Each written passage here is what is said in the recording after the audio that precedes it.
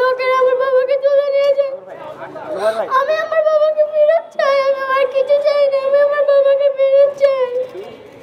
আমার একটাই দাবি, আমার বাবাকে ফিরিয়ে দিন। বাবা ছাড়া কত বেদনা সেটা আমরা জানি। আমার বাবাকে ফিরিয়ে দিন। নতুন সরকারের কাছে আমার একটাই দাবি, আমার বাবাকে ফিরিয়ে দিন। আমি আর কিচ্ছু চাই না। আসসালামু আলাইকুম।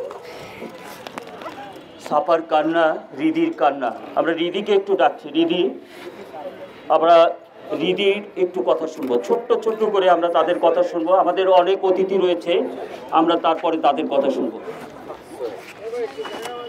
আসসালামু আলাইকুম, আমি রিদি। এটা আমার বাবা পারভেজ হোসেন। 2013 সালের ডিসেম্বরের 2 তারিখ আমার বাবাকে গুম করা হয়। 11টা বছর হয়ে গেল আমি আমার বাবা মুখটা দেখি না। ছোট থেকে বড় হয়ে গেলাম বাবাকে ছাড়া। আমি বাবা দিবস পালন করতে চাই, খুব দিবস পালন করতে চাই না। আমি আমার বাবাকে ফেরত চাই। বাবার হাত ধরে স্কুলে যেতে চাই। আমার ভাইটা যখন কান্না করে আমার বাবাকে খুঁজে, তখন অনেক কষ্ট লাগে। আমার বাবাকে আপনারা ফিরিয়ে দিন। আমি আমার বাবাকে ফেরত চাই।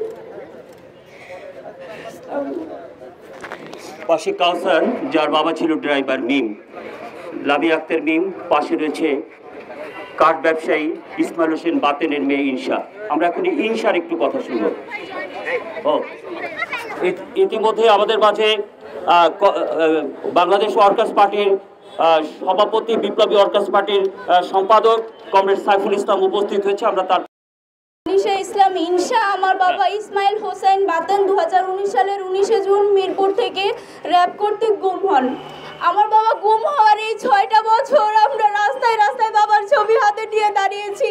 আমার ভাইয়ের তখন মাত্র 1 বছর ছিল, সে বুঝতো না তার বাবা কোথায়। সে প্রতি রাত অপেক্ষা করত বাবা ফিরবে, আমরা ঘুমিয়ে যাই তাই আমরা দরজা খুলতে পারি না। আমার ভাই সোফায় বসে থাকতো, বলতো বাবা আসবে। আমার ভাইটা এখন পর্যন্ত অপেক্ষায় আছে যে আমাদের বাবা ফিরে আসবে।